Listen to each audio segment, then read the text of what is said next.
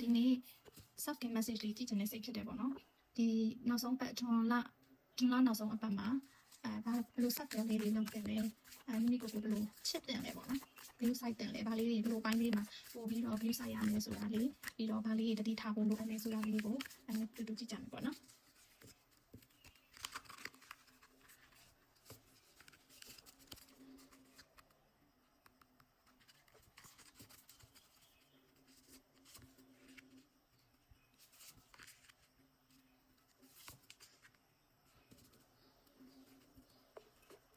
ဒီမှာကတုံးတက်ရထားပေါ့နော်ပထမတစ်ခုက feelings နောက်တစ်ခုက kindness mind နဲ့နော်ဆိုတော့ feeling ကျွန်တော်ဒီမှာတော့လေဘာခံစားမိလဲဆိုတော့ဒီတစ်ပတ်ထဲမှာကိုယ်နှလုံးသားလေးကိုကျင်နာပါပေါ့ကိုယ်နှလုံးသားလေးကိုကျင်နာပါကိုယ်စိတ်ကို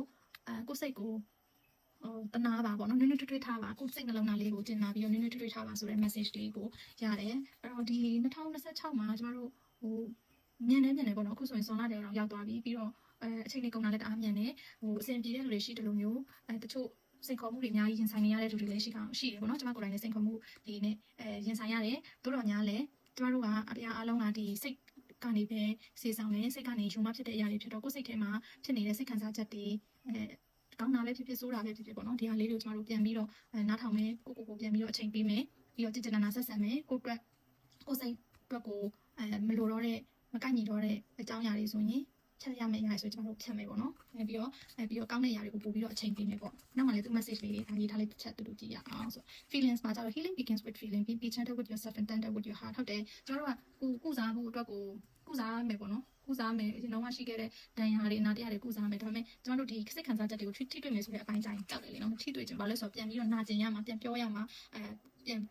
ပြန်ပြောရမှာပေါ့နော်ကိုစိတ်ထဲမှာနာကျင်ခဲ့ရတဲ့အပိုင်းတွေကိုထိတွေ့ဖို့မပြောနဲ့အဲ့ဒီအကြောင်းအရာအချက်လက်ကိုပြန်ပြောရမှာကျွန်တော်တို့ဝင်လေးတယ်ပေါ့နော်ဆိုတော့ဒါပေမဲ့လည်းဒီလိုမျိုးကုသဖို့အတွက်ကြရင်လိုအပ်တဲ့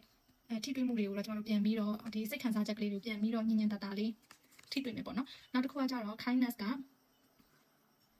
What if being kind to yourself really could change everything နော်အဲ့တော့ကိုယ်စိတ်နှလုံးသားလေးကိုကိုယ်နှလုံးသားလေးကိုကြည်ကြနာနာဆက်ဆံလိုက်တာနဲ့အရာတချို့ဟာအရာတွေကပြောင်းလဲသွားနိုင်တဲ့ဟာရှိတယ်နော်ကိုကြင်ကြနာနာဆက်ဆံလိုက်တာနဲ့ပြောင်းလဲသွားနိုင်တဲ့အရာတွေရှိတယ်ပြီးတော့ကိုယ့်ရဲ့ inner world ကိုဟုတ်တယ်ဒီမှာပြထားလို့ပဲအပြင်မှာဘယ်လောက်ပဲမုံတိုင်းတွေတိုင်းလန်းဘယ်လိုခေါ်လဲ line တွေကျန်းနေပြီပေါ့နော်ယာလီဥတွေကျန်းနေပြီကျွန်တော်တို့ရဲ့ဒီ inner self ကိုအတွင်းထဲမှာငြိမ်းချမ်းနေဖို့အဓိကနေ့တိုင်းမှာပေါ့နော်ဘယ်လောက်အပူကတော့ဟတ်တာပေါ့နော်ဒါပေမဲ့လေကိုအတွင်းထဲမှာငြိမ်းချမ်းအောင်အရင်ဆုံးတိဆောက်ထားတယ်ဆိုရင်သူပူပေးမှာတအားပူနေရင်တော့မှအပူဟတ်တာလောက်ပဲဖြစ်မယ်ကျွန်တော်တို့ကအတူတူလောင်ကျွမ်းသွားတာမျိုးမဖြစ်အောင်ပေါ့နော်အဲ့တော့ဒီကျန်တဲ့နောက်ဆုံးအပတ်ပေါ့နော်ဇွန်လနောက်ဆုံးပတ်ကလေးမှာမိမိစိတ်ကိုချစ်ခင်ကျင်နာပြီးတော့အေးအေးချမ်းချမ်းလေးထပ်သနိုင်ကြပါစေလို့ဆုတောင်းပေးပါတယ်